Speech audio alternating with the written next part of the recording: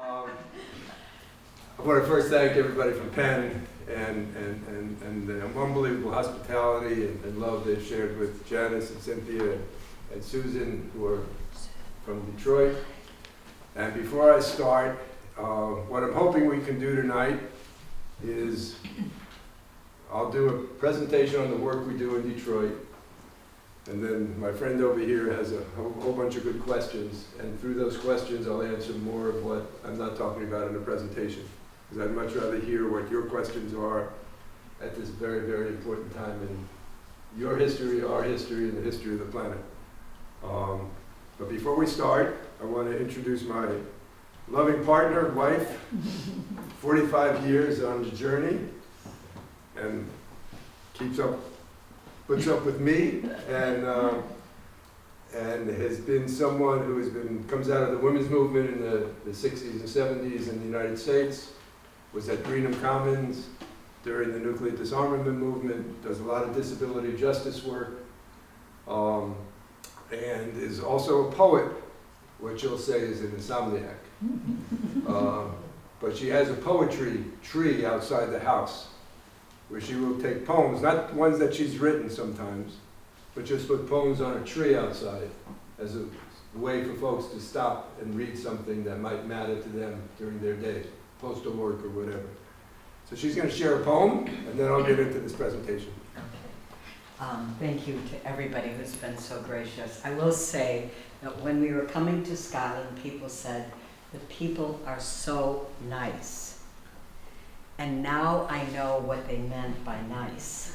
No one seems to be irritated by the questions that we ask. It just seem to, and what else? And what else? So we are really grateful for those of you here who helped get Richie to the hospital and back out. So the poem that I'm going to share, not my poem, is very short, but it really speaks to something that we all need, and sometimes it's the only thing we have to get through. It's called breath. So here's the poem. Breathe, said the wind. How can I breathe at a time like this, when the air is full of the smoke of burning tires, burning lives? Just breathe, the wind said. Easy for you to say if the weight of injustice is not wrapped around your throat, cutting off all air. I need you to breathe. Say it with me. I need you to breathe. Don't tell me to be calm when there are so many reasons to be angry, so much cause for despair. I didn't say to be calm, said the wind. I said to breathe. We're going to need a lot of air to make this hurricane together. So let that remind us, and all of you engage just right now in taking in the air and releasing it and doing that. We're doing that as one. So with that. Thank you.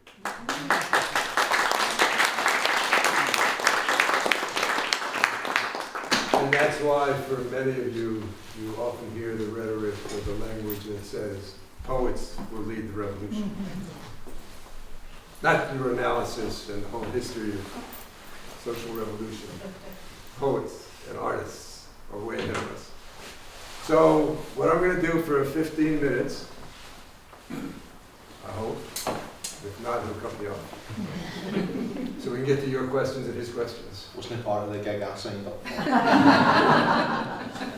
I want to start with what's on the board. The question that I've been meeting with a group of comrades for some 50 years, some consistently for 50 years, every Tuesday for 2 hours. They've come and they've changed over the years, but the question we always ask is, what time is it on the clock of the world? What time is it on the clock of our city, our country, and our social movements? We're ruled by questions.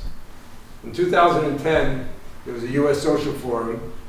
20,000 people came to Detroit.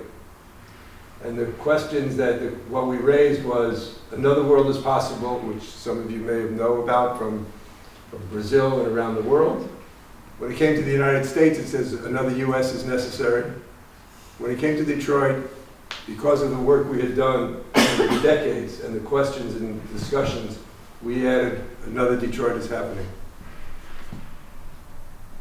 Okay, how does this work? Press the right button. This is my family. Very quickly, you just heard from Janice. I'm the guy in the back with the hat. The two women on this side, one is Alyssa, who just married into our family and married our daughter Emma. They're both educators. Emma's a principal of an inclusive education school in Boston, a public school. And Alyssa's a high school teacher of kids who come in from other countries. And Micah is our son who has an intellectual disability. And his story is an amazing story, and you should look up his name. And there's a film about him, as well as other people, about inclusive education. And with a quote 40 IQ, he's a teaching assistant at the School of Education at Syracuse University. Let me see if I pressed the right button. Okay, we'll skip. I'll tell you who this is. You can look at him. This gentleman is Vincent Harding. And he's giving a talk for about 3 minutes that says, I'm a citizen of a country that does not yet exist.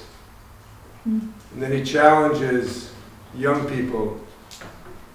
And he was one of the leaders of the freedom movement. He was the best friend of Martin Luther King, lived next door to Martin Luther King in the South, and wrote the speech. Let me see again. There we go. Go back. Okay, stop that. How do you stop that? Can you stop it? Okay, thanks. We'll come back to that. So Vincent Harding was a dear friend. He passed recently, and a comrade of ours. And he wrote the speech, Beyond Vietnam, A Time to Break Our Silence, which was given in 1967 when Martin Luther King came out against the war in Vietnam. And what that meant was from 1955 to 1967, which was focused pretty much on the freedom movement in the South, the Montgomery bus boycott. So some 12 years after that movement, he took on the President of the United States, who had supported the Vietnam War and supported civil rights at that point as well. He had the courage to do something that was totally unpopular, which was take on the President of the United States, who had just signed a statement calling for desegregation of civil rights laws in the United States. This one is up here because I think it would be totally remiss not to talk about the international solidarity that's happening all over the world now, on a level beyond Vietnam, but not totally new to all of us, especially anybody that's got some gray hair. What I mean by that is, you had France 1968, where the country was shut down. The U.S. movement in the United States in '68 had 3 million African Americans rebel against the U.S. government in every city in the country. And what we see in Palestine now is 35,000 people have been killed. We know it's genocide, and the world is speaking out in a way that it hasn't spoken out. And part of it because of social media, part of it because enough is enough with what's taking place, with the pain and the crisis of wars and the militarism of the United States, of a multi-billion, trillion-dollar budget, and its support for Israel. So we're seeing things in the United States and around the world around Palestine. And this is a delegation that went from Detroit to Puerto Rico with the Palestinians, with black activists, to have a delegation of conversations in Puerto Rico. And it's part of the work that the Boggs Center is doing right now as we sort of do much more international connections, local to local. Okay, this way. Okay.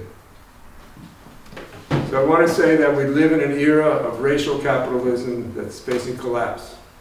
It's an end of an epoch in human history. It's not just a call from the 20th century ideologies, from capitalism to socialism. It's something far beyond that. That we and I'm only going to talk for what I'm doing. I'm not going to try to I have no understanding of what takes place in your land, in your country. I have enough trouble understanding what happens in my small city of Detroit, let alone the United States. So what I say is from my experience, from my thinking, my questions. And for those of you who have watched the film of Grace Lee Boggs, Evolution of an American Revolutionary, she's standing in front of this Packard automotive plant that was built in 1905, so 120 years ago, that's still standing, but it's a remnant of what it once was. It's just an empty building. And how many of you have watched the film? Just a few of you, okay. So in the very beginning, she's pushing her walker up to this building, and she says, "I feel sorry for anybody who doesn't live in Detroit." And you say, how can someone say this? Why would you feel sorry for some, you know, but and then she says, I feel sorry for anybody who doesn't live in Detroit because we have the privilege of seeing giants fall. And when you see giants fall, you can imagine what could come next. Or have many imaginations of what could come next. And that's a lot what the Boggs Center is about.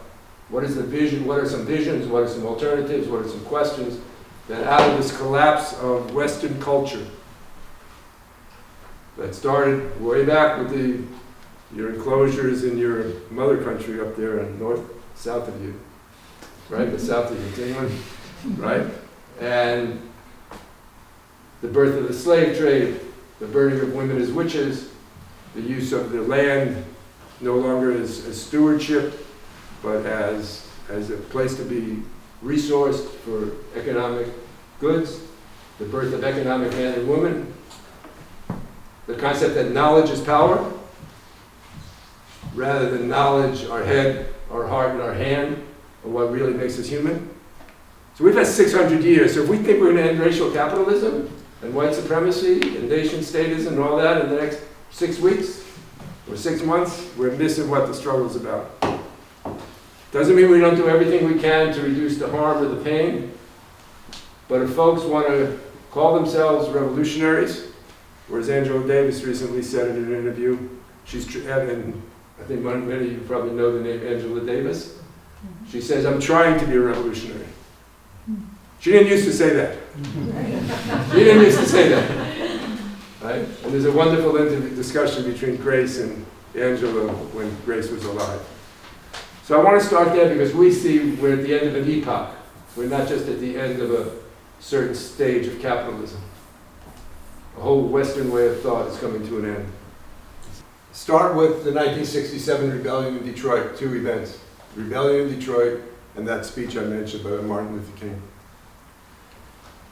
67 was the rebellion in Detroit, and I want to be very clear, we call it a rebellion, not a riot, because it was the highest form of protest and movement building after some 12 years of the movement emerging from the South. What caused it? 300 years of enslavement, 100 years of Jim Crow, and the continued police barbarism, the continued lynchings that took place throughout the 20th century. People thought that would lead to a revolution because it would meant for the first time in history black folks were standing up, and when they stood up, the whole of America would shake and collapse, and a new world would happen. Guess what? I don't think you have to guess, because 50 years later, it didn't happen.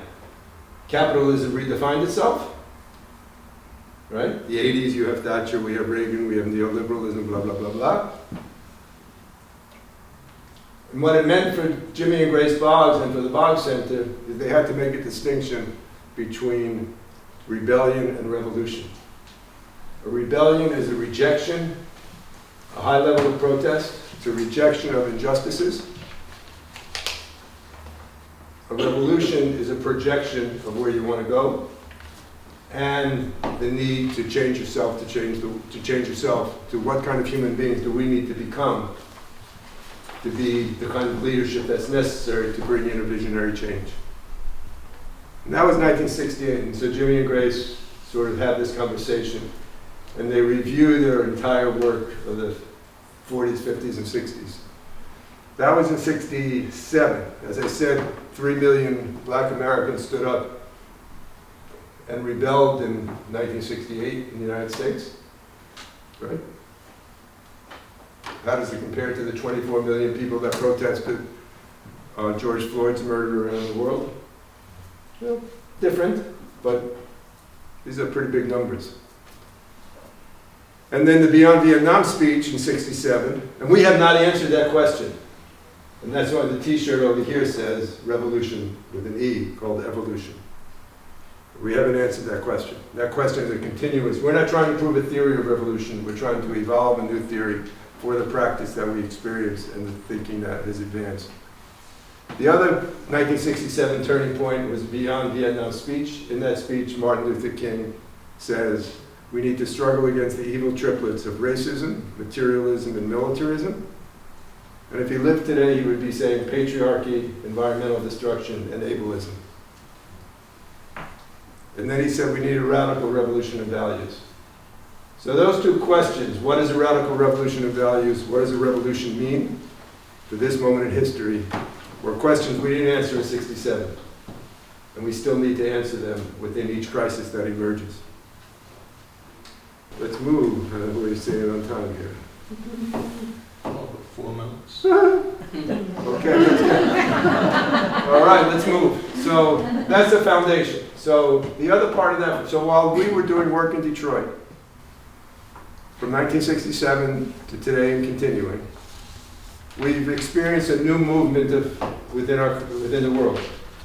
From Arab Spring to Standing Rock to Occupy Wall Street to the Me Too movements, to the immigration rights movement, to the disability movement, gay, lesbian, transgender movements, new union organizing being revitalized. You know, the whole global movement to deal with the planetary crisis, the extinction movement, and so forth. And then Black Lives Matter, and most recently the Palestinian movement. Okay, is that right? Okay, there it is. So in 1992, after a lot of different kinds of political work, we started something called Detroit Summer. And that was a gathering of young people to rebuild, respirit, and redefine Detroit from the ground up. It involved bringing high school and college age young people to Detroit to be involved in 1992 to urban gardens, to do intergenerational conversations, to do youth conversations, to do murals, to create parks, to create new education discussion. What is the purpose of education? To deal with how do you create safety in the community. Right? A lot of stuff that has now become much more common around the United States, and from our conversations with people in different parts of the world, this conversation is taking place everywhere. But that was 1992.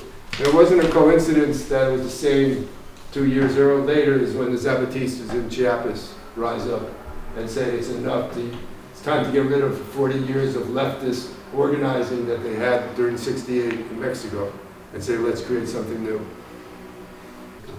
Okay, so there's a few people here. There's a picture of Jimmy Boggs. There's a young woman named Julia Putnam who we met when she was 16. What I want to give you a sense is that our relationships, our critical connections, the people we've met have continued to grow, to emerge as leaders within their communities, within their work. Julia, wearing the orange shirt here, was 16 years old when we met her in 1992. She's now the principal of an elementary school named James and Grace Lee Boggs School, where the kids wear t-shirts that say we are solutionaries, and where they go on marches through the community saying critical thinking is good and we're critical thinkers. Okay? The theme of the school is our ultimate end must be the creation of the beloved community. That's on their website. James and Grace Lee Boggs Center, the vision is up there. And I'll send folks, anybody who wants some of this information. But our mission essentially is to nurture community leadership for the transformation and revitalization of reimagining our city and our world. And what that means to me is the mission we have is threefold. One is uplifting what we call visionary organizing, where people are creating the future now, not waiting to create the future after socialism. We're doing it now. However, this mass revolution emerges at some point, we will be more prepared than not to have some new forms, new relationships, new organizations, new institutions created. The second is networking is really important. And the third is our questions are more important than the answers. This is Jimmy and Grace Boggs. Jimmy is born in 1919, born in Alabama, where he clearly left in 1939 when he was 20, because he would, basically to sum it up is, where white people were gentlemen and ladies by day, and Ku Klux Klans by night.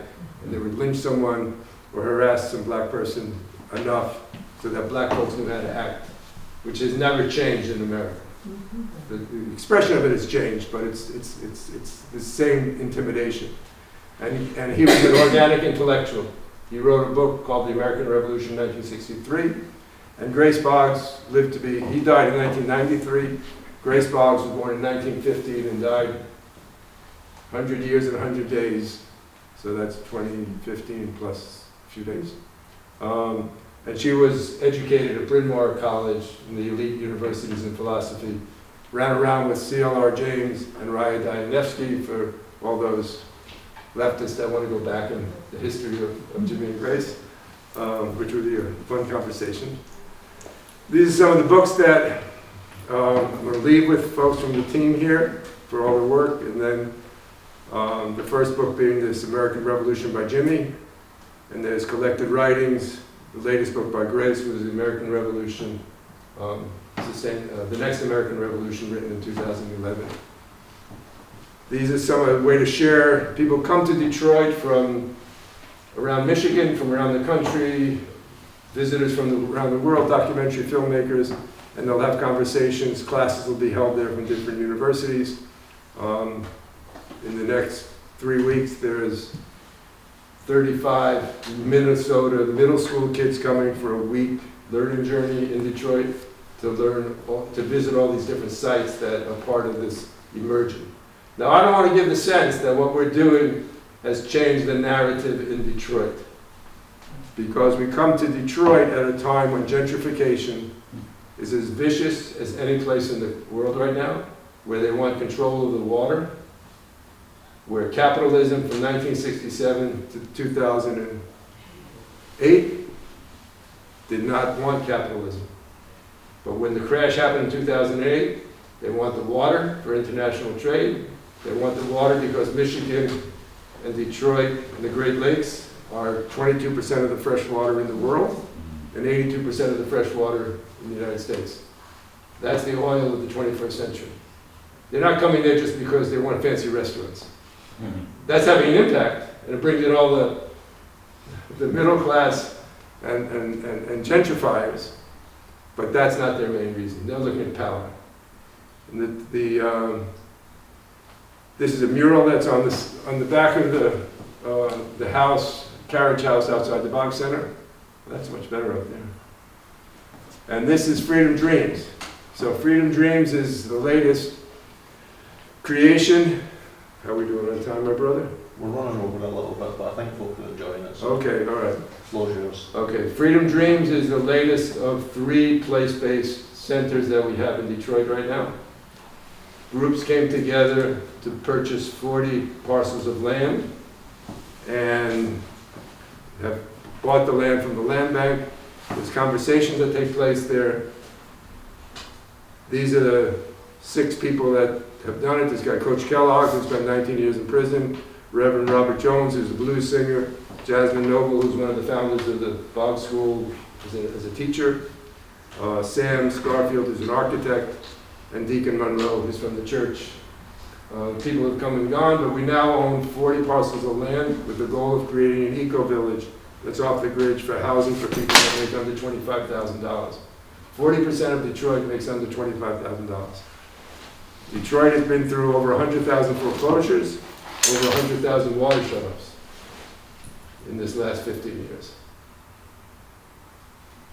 We have a carpentry shop. We're opening up a fab lab, and high school kids or young people are learning skills and learning their own identity through those skills. And I know someone sent me a similar program initiative here. Here's some of them building some stuff. These urban gardens and stuff like that. And this was built by Sweetwater Foundation. If you want to have some fun, go to Sweetwater Foundation in Chicago. website.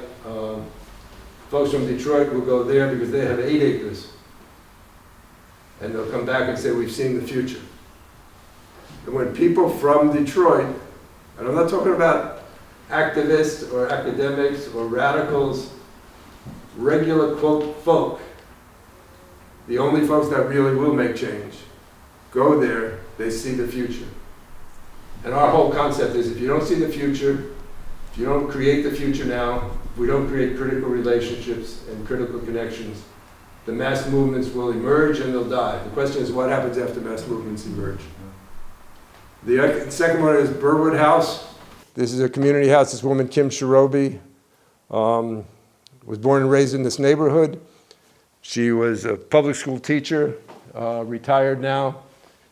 And the middle school that she went to, she now has a freedom school at her home, where the kids will come and they'll ask the question, what is power?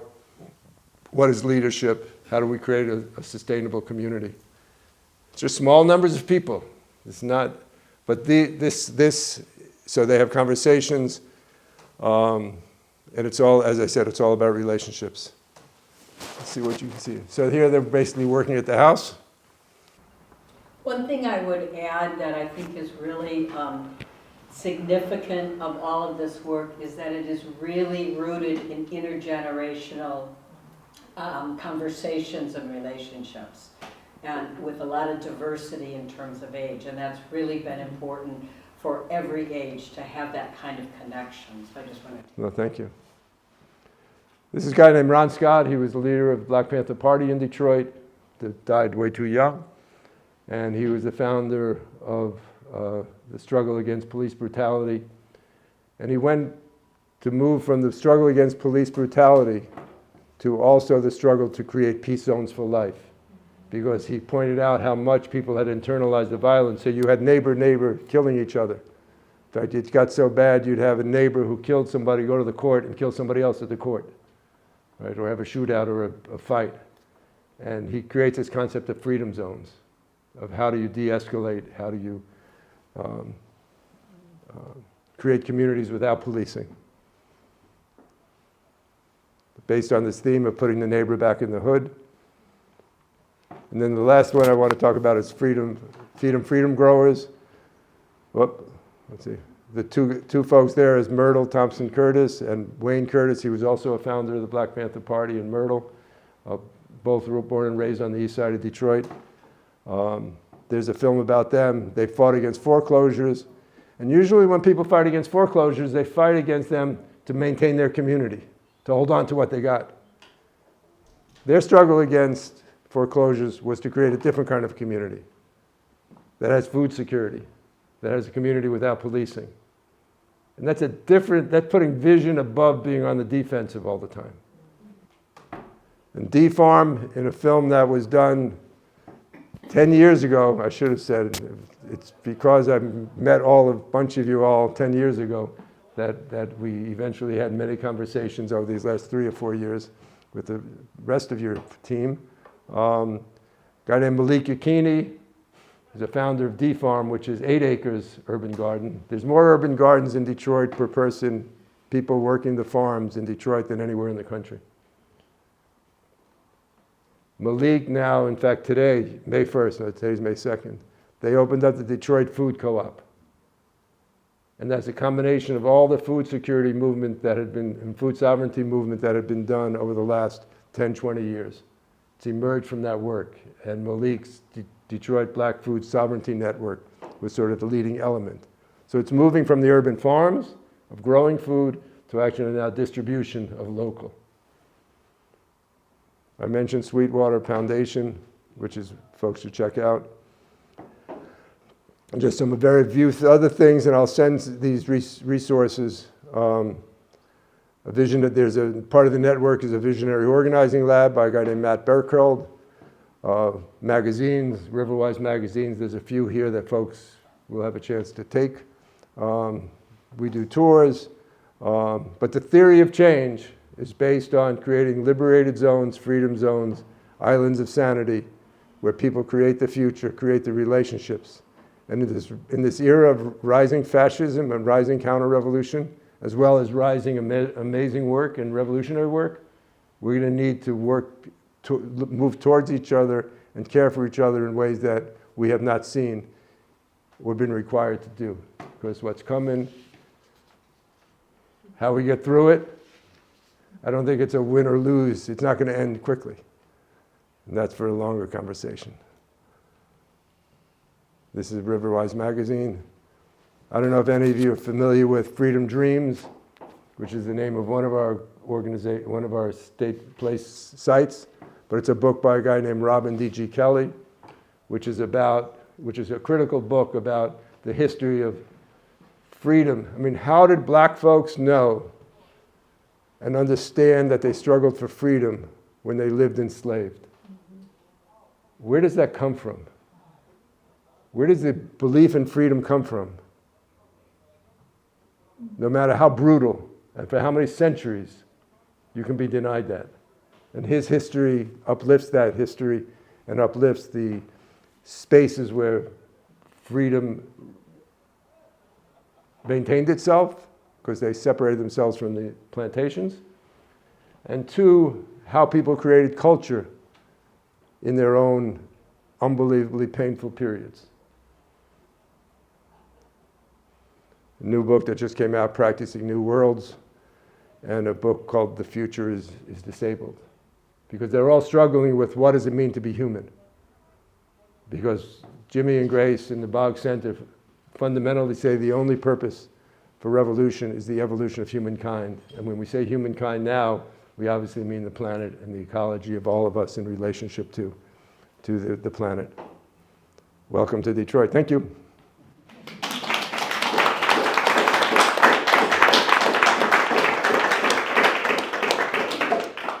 Drink your water, please. Okay. And while you're taking a drink, I'll just say that I think you've answered most of my questions that I prepped, but we'll have a bash at some of them and see where the conversation takes us. In preparation for tonight, I've done quite a few hours research. Fail to prepare to fail and all that. And I was astounded by a life's work of political activism and struggle. And in thinking about the questions for tonight, one of the things I thought about was what was the type of work that Penn is trying to do, and trying to orientate the discussion around that. So hopefully there's like connections that spark conversation. And in doing that and thinking about your rich history of activism, Rich, I was listening to one interview that you've done previously where you reflected on arriving in Detroit, being a student activist, arriving in Detroit, being involved in labour movement struggles, women's liberation movement struggles, the struggle for civil rights, and anti-war struggles, anti-capitalist struggles. And the people that participate in Penn come from a whole range of backgrounds, grounded in similar social movements as well, and from a range of political identities and perspectives.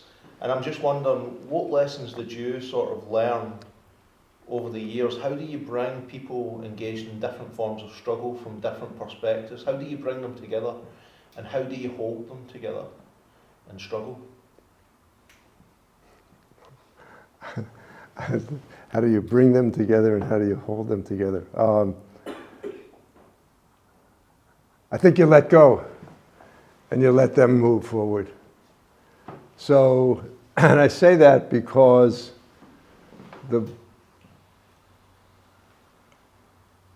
I think when I was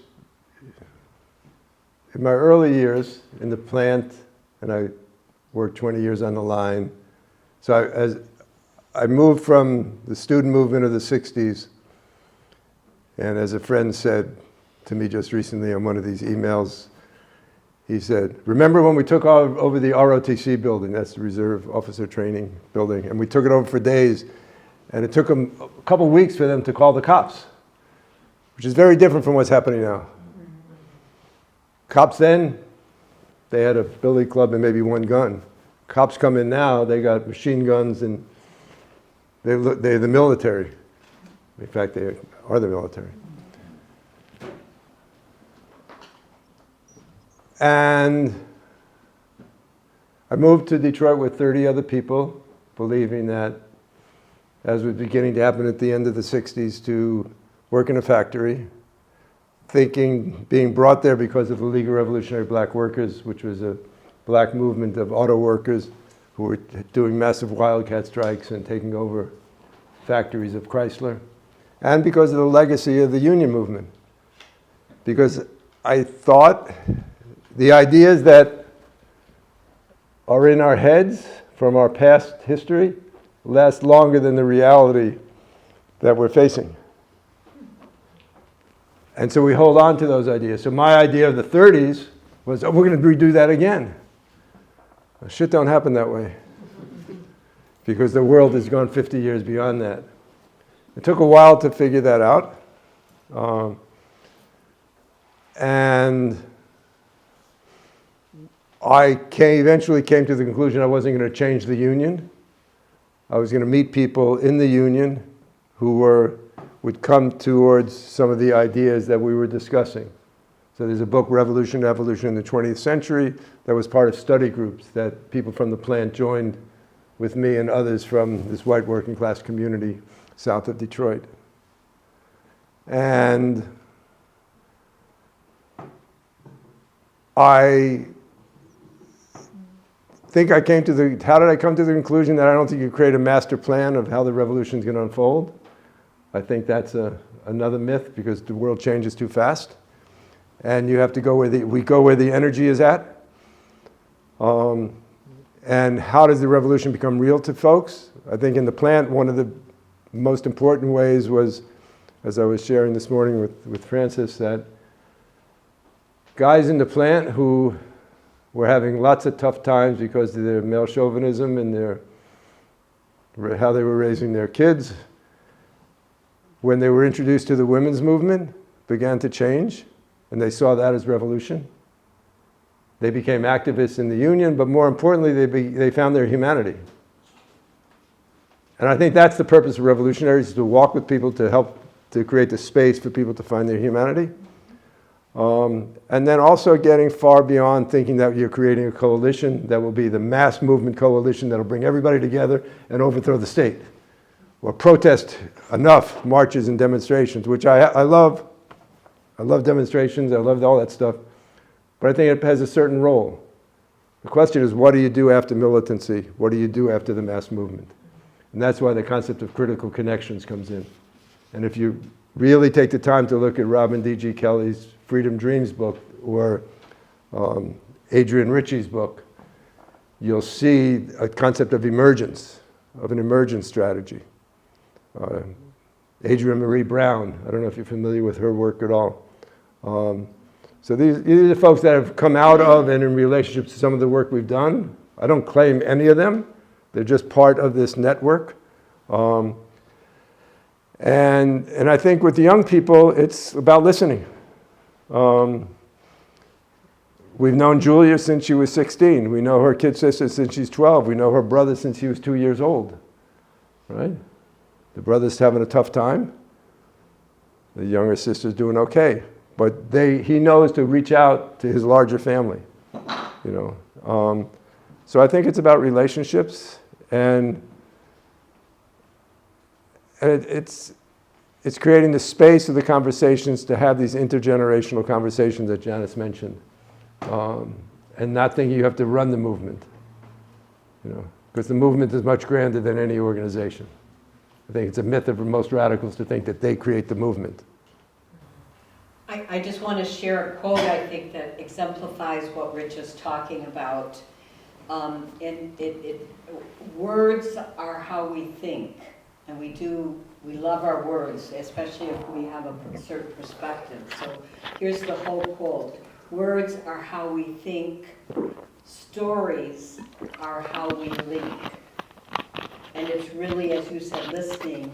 So I think there's a real commitment to want to hear the stories before sharing the dogma. Thank you. Yeah.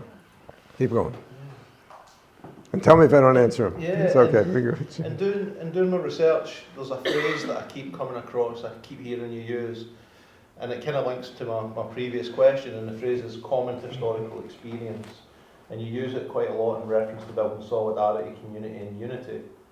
And I was just sort of kind of wondering if you could share with us what that term common historical experience means to you, and how might we go about building common historical experience and creating those relationships and connections that you've just mentioned. I think one way to share it is so I do these tours from growing our economy to growing our souls, which is part of what you saw but it's in person and it's going from site to site, and you're standing in front of the big building and going to urban farms and stuff.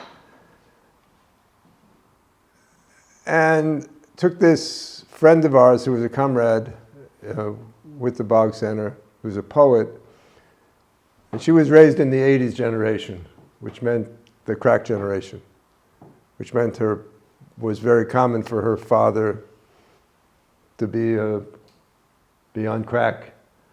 And I don't know what the crack situation was here, but in the 80s, it was so bad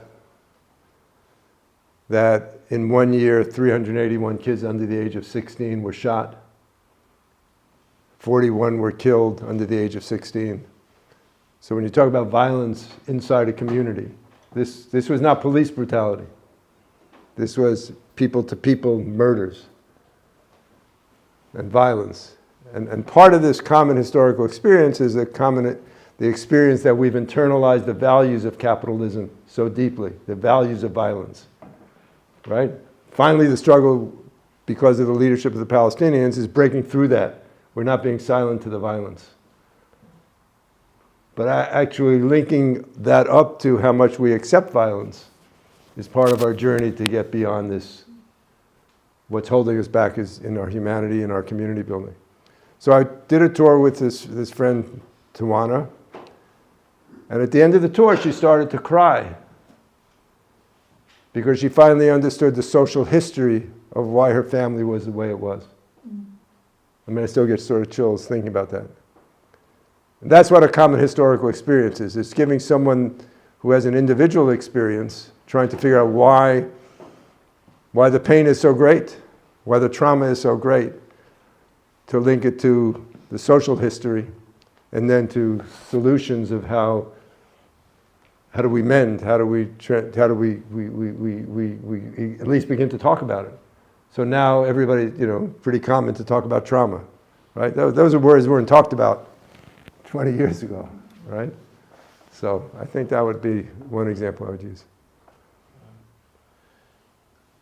And we heard just a few moments ago about the importance of kind of intergenerational conversation and actually listening to young people's stories before giving them the dogma, was I think the way you put it. But there's also something, I think, more political activism, and thinking about your history of activism, particularly within factories, within the labour movement in the factories. And it was the way of engaging with racists that struck me. And taking on that role. And when we were speaking the other day on the phone, I kind of slipped into the conversation at some point how my own approach was kind of based on the words of Malcolm X and the role of the sincere white ally, as it was put, which is to go and find all the other white people they can who feel as they do, and try working to convert other white people who are thinking so and acting so racist. Let sincere whites go and teach non-violence to white people. You've engaged with a lot of those white racists. Yeah. How important are those conversations? But also, if I can pick up on our conversation the other day, you had a bit of an issue with the word ally. Yeah, I'll do them both. So great. Two things. So Malcolm challenged white folks to go and organize white folks, which I think it makes total sense. And in 1969, I went to the United Front Against Fascism conference in Oakland, California, led by the Black Panther Party. And that was the theme that came out of that, to go organize. I had been doing that, 69. So a few years later, I was doing that in this white working class community. And and then in the plant, it was clear that I was going to play a role, and I went into the plant I never sort of hid my politics. I said I'm here to be part of a revolution. And people looked at me like it was off the wall. But I didn't do what sometimes too many radicals do, which is this incremental, gain the trust of people by doing certain things, and eventually you say who you are. That was never who I was. Part of it is me, part of it is my political thinking, and part of it is probably a personality. I don't know, probably some combination thereof. And so we did a lot of anti-racist work in the plant.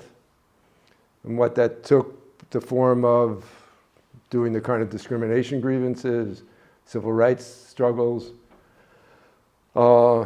and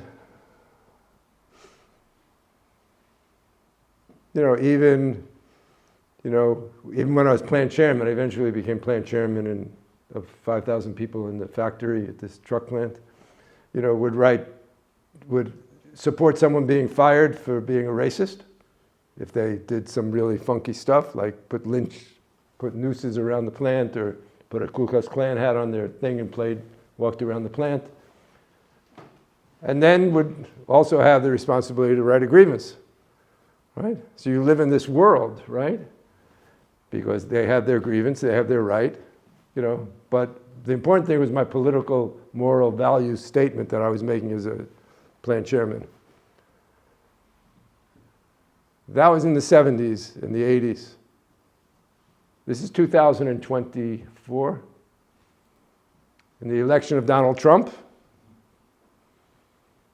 who will have a very good chance, I'm willing to even say, unfortunately, probably win the election in the United States. 50% of the white workers of the UAW voted for Donald Trump. Are they all racist? No, they're not all racist. Do they know he's a racist? Yes. Did they know he's a barbarian patriarch with all the tendencies of a fascist leader? They feel it because they're in so much pain from the world that they've lost, that they thought they were entitled to, because they thought they should be the privileged people of the world, because they made the auto industry. And the union supported that. They supported that myth. This phrase, the unions gave you the weekend? I don't know what they did here. Maybe they did here. And your unions were much more advanced than ours in the States. The unions did what they did in the United States because we were an empire of the world at that time. And we could give out the benefits. And they wanted union peace, called the Detroit Peace Contract, between the auto industry and the unions. It was an intentional movement to create economic prosperity for the United States at the expense of the rest of the world. Whether that was through the wages that we got them from the resources that were stolen from the world. And that story can go on. My point is that after 50 years, we still have an amazing struggle around racism. And I'm doing work in the suburbs now. And I don't like the phrase ally for the following reason. Ally means that I'm helping someone else get their freedom. I'm helping someone else find their humanity. You might have a tactical alliance, and that makes sense over a struggle. But I'm not in this revolution for somebody else. I'm in the revolution because that's the only way I can regain my humanity of the kind of person I want to be. And I don't think most radicals see that. They see themselves as organized, as getting the other people to be empowered. That's always another wonderful word. We're going to empower other people. You ain't going to empower shit. You create spaces for people to find their humanity. So I don't consider myself an ally. I don't like the word. John Brown in the United States was not an ally when he went to try to get guns to be involved with the freedom movement in the South during enslavement. And I think there's a different way to look at this conversation. It's not an ally to identity struggles, even though you support all those identity struggles to gain their humanity. So I respect, that's why we're now working in the suburbs a lot around something called Suburban Connections, which is focusing on how do you deal with racism in the suburbs where most white people live. Because nobody has ever done organizing among white people outside of the factories, and the factories are no longer very significant in this stage of capitalism. So that's how I'll answer. I want to use the next question to set up a wee bit of audience participation.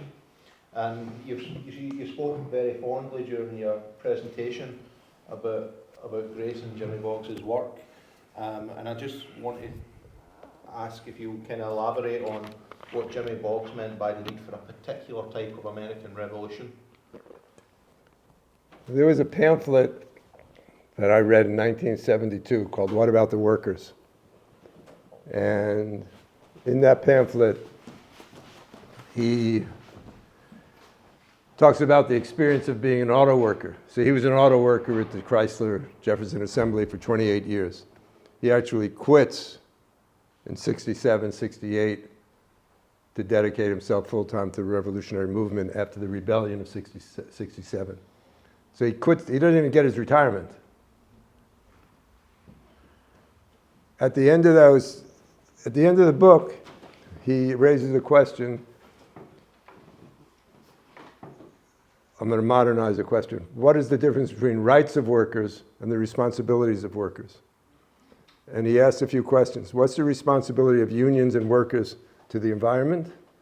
What's the responsibility of unions and workers to what they produce? Right? I mean, we just had, we have, every political leader in the United States is so happy that there's a war in the Middle East.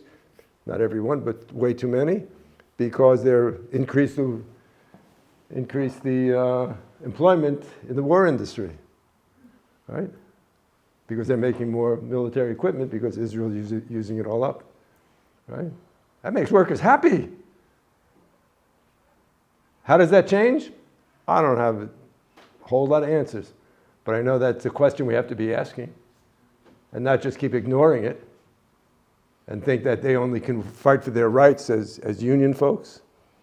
So he would say, and I would say, when teachers go on strike or university professors go on strike, what are they often doing? Or often they're asking, what are my rights and what are my needs? What are my economic, material needs? They're not asking what is the purpose of education. They're not taking the how-to tactic of saying, why don't we set up freedom schools in the community to show that we really care about education? If we want to create solidarity, you create solidarity through working together and showing you have something to offer other people besides yourselves. Even the collective self is not a large enough collective self. So teachers at the University of Michigan went on strike for 3 months to get their union. Good struggle. They eventually win. 2 weeks later, the UAW goes on strike. And I'm at a picket line with the UAW. It was my local, where I was a plant chairman of, and 25 professor teachers come from the University of Michigan. And they take a big photo op, and they put it in the magazine. We're for solidarity. I'm at your demonstration. I'm at your picket line. And I brought them all together. I don't think it mattered much, but I brought them all together. And I said, why didn't you, when you were on strike, come out to this local union and share something about anthropology, share something about education, share something about something? And I don't expect most folks to do that, but 2 of the leaders had been around the center, and they didn't have the courage to even ask that question. I'm not saying you're going to turn around a strike, but we're not giving the whispers of a vision when we have a struggle. We're doing what has been done based on the workers' rights rather than workers' responsibility. We're not acknowledging that this is a crisis of systems collapse, of education, of every institution in this country, in our country, probably the world. I don't know about China at all. So that's another conversation. So I think it's about rights versus responsibility. And the age of rights goes all the way back to white thinking and racial capitalism's birth. And one of the other things I've seen you think about and talk about is how 67 was a pivotal moment for you in moving away from the belief that the system could be changed from inside. It needed to be changed in a different way. And I suppose I want to throw that question out to the audience. Oh, great. And ask the question, I suppose, if we take that do we believe that the system can be changed from inside? If not, how so can it be changed? And what would a particular type of Scottish revolution look like? I'm not answering. I'll answer after you, 5 of you talk. Well, he's here a couple of days and he's got the answers already. So the question is, can the system be changed from inside? If not, how do we change the system? And what would this particular type of Scottish revolution look like? So 3 questions. Well, just pick one. Just pick one. I mean, I think, as I would understand the question, the problem is we're all living inside the system, right? It's not like I was on a cricket line a few weeks ago with a few colleagues who are in the room tonight, and there was someone who we knew who had enough of education and said that he was going to quit the education system and get a job in the private sector. And the next question was, well, what job would you do? And he was thinking, well, maybe retail banking. And I kind of think, like, and he's a revolutionary, he would describe himself as a revolutionary, and so I think the idea that you can somehow occupy these spaces where there's capital and bring them down from the inside, it's more about, I think as Richard said tonight, it's about us changing ourselves and how we make connections to change other people through the work that we do, because we're all struggling against the system that's all inside it. You've got a phrase for that, haven't you, Rich? Internal revolution. Say that again? You've got a phrase for what David's just described, changing ourselves, internal revolution.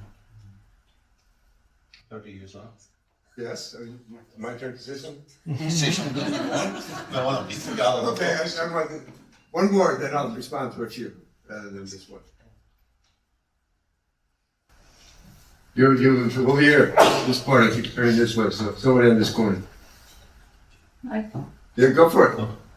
Well, there's that book, Crack Capitalism. It's just saying, like, you just focus on where the cracks are in the system and you put your energy, you just said something about where the energy is. But it's not just where the energy is, it's where the cracks are in the system, where it's really not working, and you can sort of wedge something into that track. So, I mean, like you said, we're all in the system, so you haven't really got much choice to work within the system. Just try and find the weakest point of it and go at it. Let me quickly, those two are close. One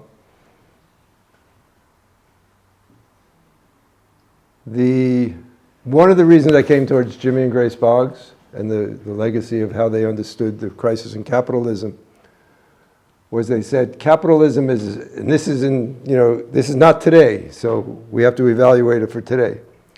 But essentially, when I went into the plant thinking I was going to be a working class revolutionary in the trade union movement, right? I guess that would have been the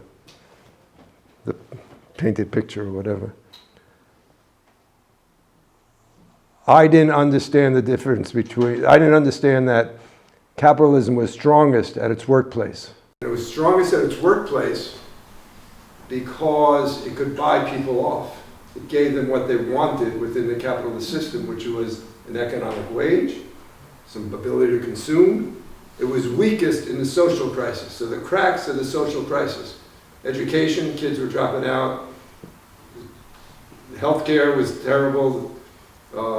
Young kids were having babies at very young ages.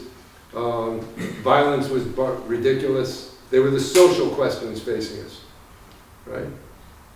So a lot of our work for the 70s and 80s was in those social questions. Then came the Reagan period and the deindustrialization period, which began to challenge this economic relationship between economics and what we would call the cultural social questions. We also made a distinction between, yes, we all live in the system. I made more money in profit sharing as a union leader than my father made in a year.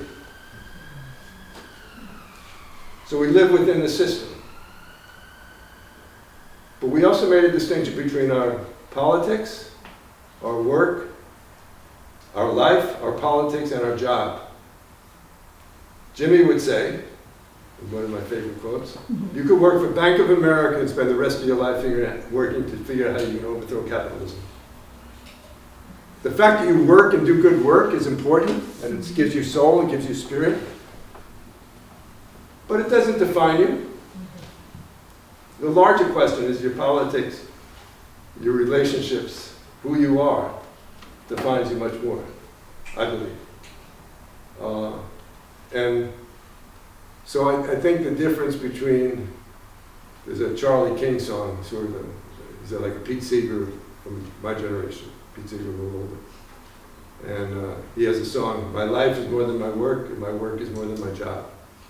The fact that your friend's leaving that, depends what he does, or she does, you know.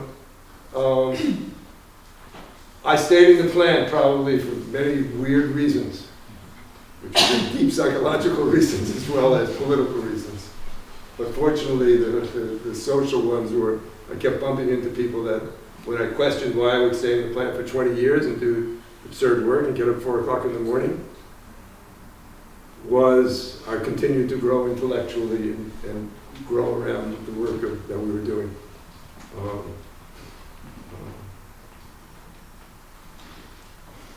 Yeah. Did your hand go up there, Will? Yeah, I thought your hand went up earlier, did it? No? It's me. Yeah. Sorry, actually, because I don't have my glasses, so I barely see anything. So, no, but I'm gonna say Good, something. go for it. Just in case. Regarding your question and the interventions before, well, there's always been this debate between like changing the system or overthrowing it, or building alternatives, which is a little bit about what we've been talking today. And maybe we don't need to choose one. I mean, we should be supporting both. I'm not saying reforming capitalism, but it's true that there's a kind of dilemma. In my case, I come from Spain, so some of the social movements also decide to go to elections and to have representatives to try to change some things. So there's some kind of reform. I mean, they probably know they are not going to change or overthrow capitalism because they form part of a government, but still there are energies that we use from activism that go there. So I don't know, maybe we have to, I mean, the emergency, I mean, it's big enough to be in all the fronts. Of course, we can choose where we put our energies, but I don't know if we should renounce to one or the other. And also, I was really curious, you said something that for me, that I'm from a country that still the social movements we've been fighting for the public in a way, for public ownership of resources. And I guess in the US maybe it's more oriented towards community ownership, or I don't know, but you said this thing that because of gentrification, or well, because of the dispossession, if you want, of the people, or in order to have freedom spaces, to put it in other words, first we need to have spaces, and that's something that we are losing very quickly. That's, I mean, for us to just keep a very small venue in my city to be able to meet together with the social movements, we need to put a lot of money personally to keep it open. And what is publicly owned, I mean, is kind of every time more difficult for us to get. And lots of the buildings, spaces are being bought by financial international funds, and also there's this imbalance in between different European countries, which also makes our spaces very expensive in the south of Europe for the locals, blah, blah, blah. We will talk a lot about this. And you said that some of you, or you bought collectively some of the spaces in order to build things. And well, I just wanted to ask you about this tension in between who can save money to put it together, to buy and to take back the resources and to put it into service for the community. And if that's really an option, do you think that? And the tension with fighting it for it to the public. Definitely a large conversation.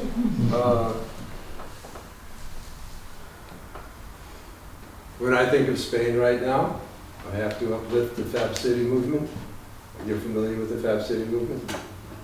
So in Barcelona, about 8 years ago, Barcelona, and I don't know how it's advanced or what the conversations are at this point, they made a commitment that 50 to 60% of everything that's produced and all services used in a city would be locally energized.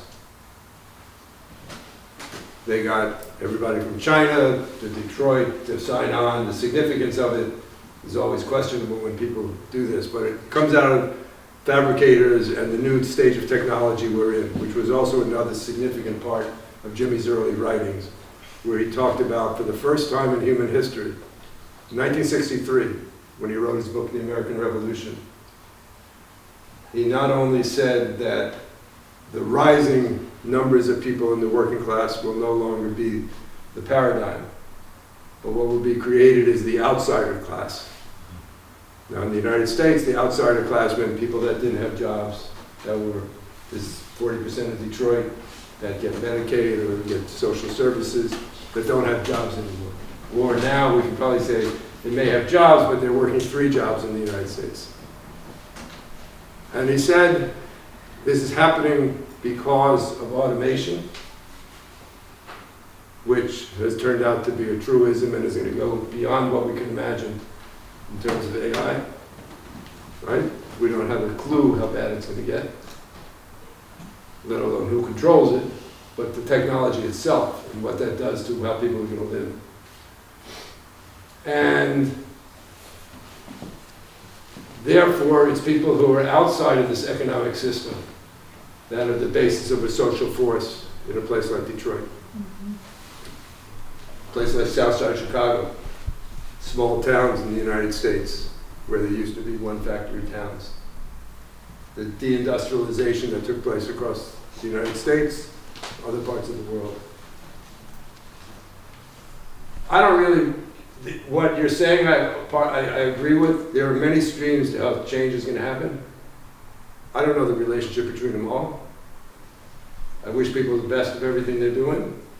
I can only do what I'm doing, where I put my heart and my time, and fundamentally will look back or look at even the other struggles that are, if you have a coalition that's against police brutality and your answer is more cameras, and you know they don't work, or more training, and you know they don't work, you're not working within the system. You're working to uphold the system.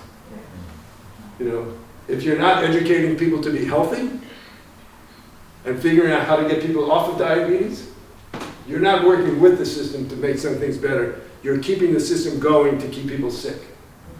If you're helping people be educated so that they can become successful in America and be materialistic and buy more cars, you're not helping people. Basically what you're doing is perpetuating the system. Does it mean you vote or don't vote? Yeah, we're going to face that in the United States. We've got a neoliberal barbarian, what is his name, Biden? And we got a fascist. Tell me the difference in their policies.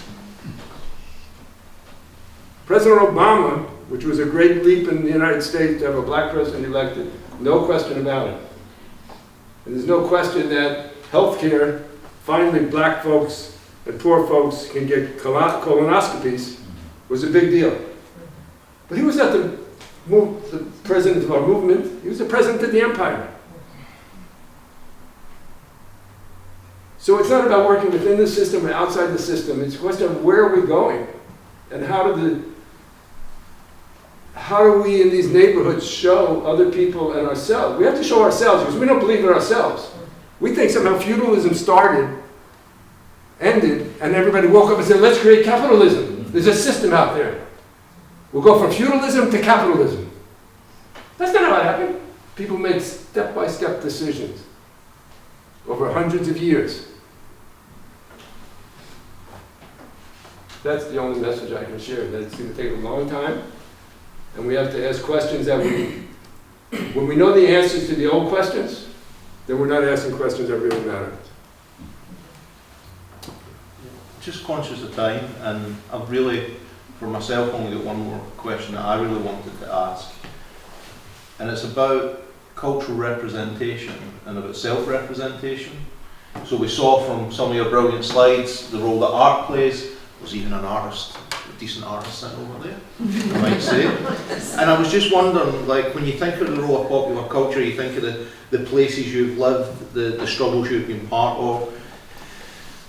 In recent kind of times, we've seen films such as 8 Mile represent Detroit. We've seen films such as The Trial of the Chicago 7 come out to represent the oppression of the system of people who were protesting in Chicago.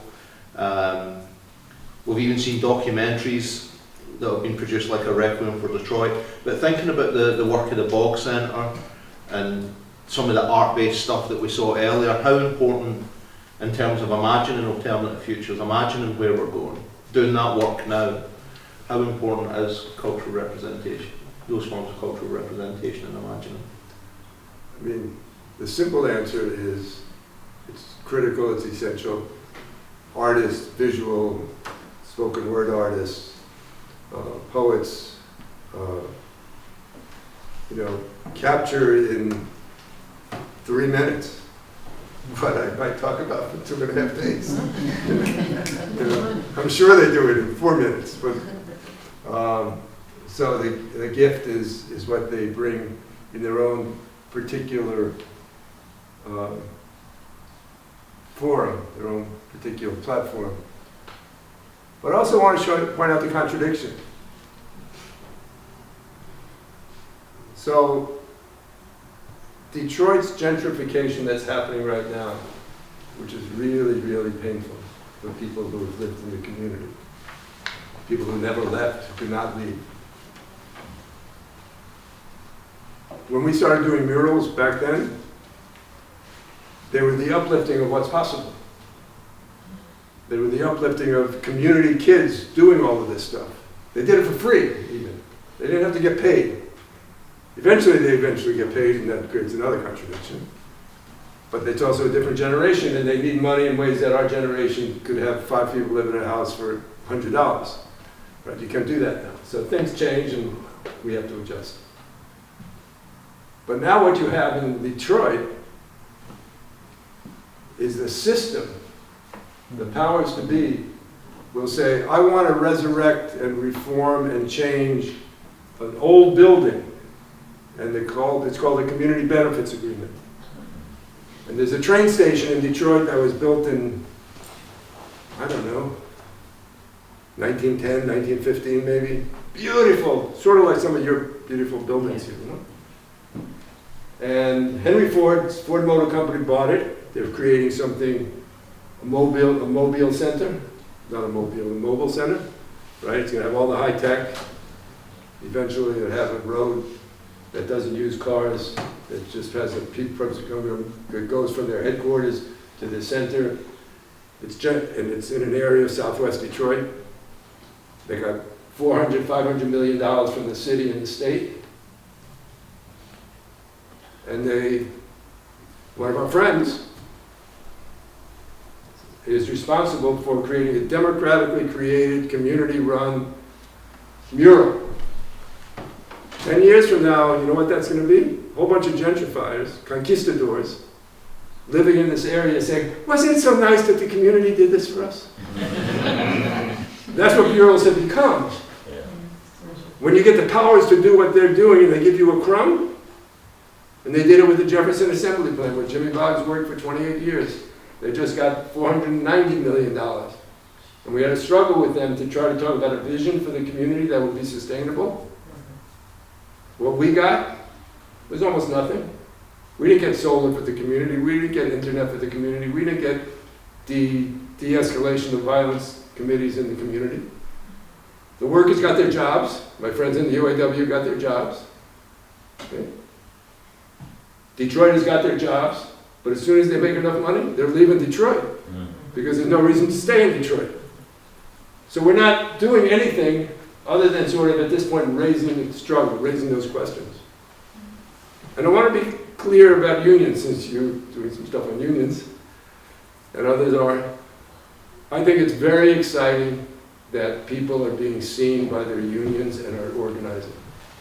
Also don't see a whole lot of responsibility among the membership to deal with this racism, to deal with this international solidarity.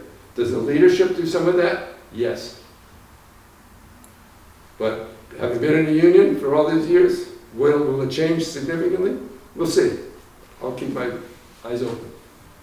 But it's not going to be a union movement in the 30s. The industrial movement's not coming back. You know? So, because it's this rights to responsibility question. Nyla, do you want to ask the last question? What are you doing to prepare your community for Fascist America, and what do we do to prepare here? I'm glad you're getting the question, Rich.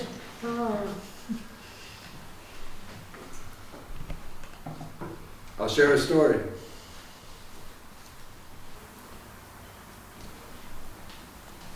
I start with, I don't think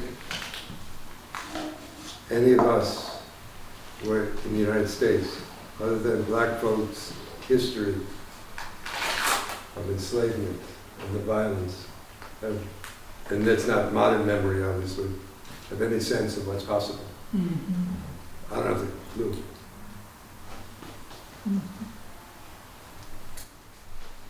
I'm glad we're all signing hundreds of petitions and calling for united fronts, and everybody's yelling and screaming and trying to protect the students who are protesting in Palestinian freedom and every major university in the United States. And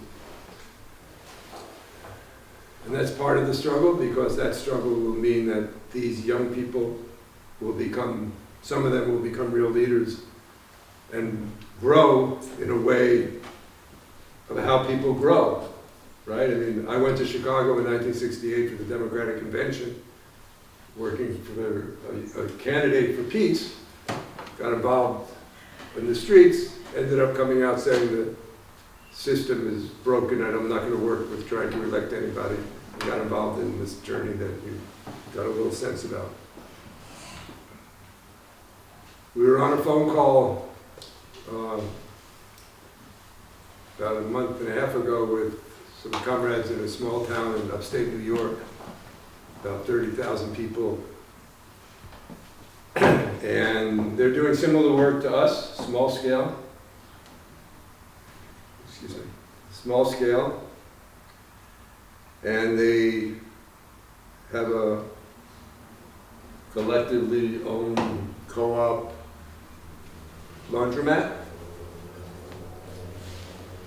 This black woman who's responsible for it on Martin Luther King Day. So we're having these conversations. We had these conversations with other people in the network. In a similar way, we had conversations with our dear friends here, you know, every few months. And just talk about what's happening in your area, what's happening in our area, what are some questions we're asking. And the conversation started, so these are folks from from upstate New York. And our comrade Myrtle, who you saw from Freedom Growers, says, and this is a woman who, if Malcolm X was a woman, this would be her, her story. What she's been through in her life, and eventually, hopefully, she'll write her story. She said someone knocked on her door from another farm and said, let's go for a walk. Just out of the blue, just knocked on the door and said, let's go for a walk. And then this woman from Kingston said, on Martin Luther King Day, for the first time, the laundromat had people dancing and singing freedom songs. And she felt alive. And she felt the purpose of why she was doing this laundromat. And when we could, after sort of a 45-minute conversation, it became very clear that it's those relationships that we create that will get us through this next period. What's going to happen in policy and government is bigger. I mean, I've never seen, and I'm not that bright, but I've never seen countries stop fascism before it happens. Maybe you have. I don't know a lot. But I've never seen that happen. And we are in a period, I'll sort of sum up, of a rising fascism and a rising counter-revolution, rising revolutionary movement that will take many forms. And we won't even get into the discussion of what the global challenge means in terms of China and the US destroying the rest of Africa. So I don't have a clue what you would do. Maybe you're all strong enough to overthrow your government and make sure nobody, well, you can't control you can control your police, but not the military, right? You know, so I have no idea what you can do. Maybe you can, I'll go back to what fascinated me about our conversations was, and it's similar to Puerto Rico, it's not enough to call for independence. So what does independence look like that's different?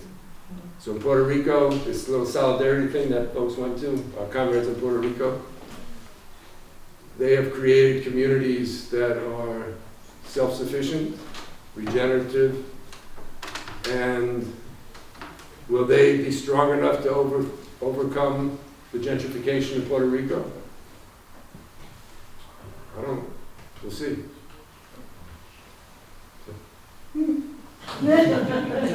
One word, Sure. Thank you. the way. So we can stay longer after, but for those that want to leave, since it's that time, the way that we end is we go around and everybody just says one word. And before you do that, because that'll be the ending, I'll end with another tradition, which is when we had national gatherings, which were very small, 100 people, they weren't big organizations. Jimmy Boggs would say, each of you is so precious for the fact that you came here and you're spending time here. And look at each other and figure out how you're going to take care of each other. And have no regrets for whatever you do, because they're only lessons. So everybody goes around, one word, who wants to start? You can pass if you And want. you can pass if you want, it's not a class. And if folks want to talk. Can I be provocative and ask Oh. Jeff to say the first word? Given that Jeff roped me into doing this tonight. Wonderful question. Beautiful questions. Yeah. Let's hear it for our friend, please.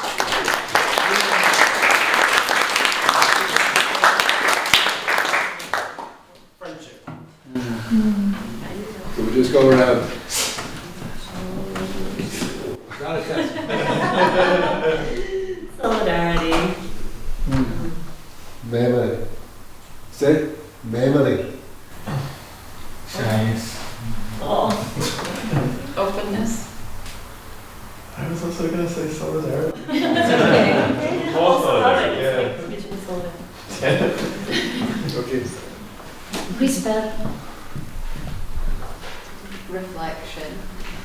Love. People. Thank you. Venceremos. Home. Connection. Independence. Network. Relationship. Interconnected. Interest.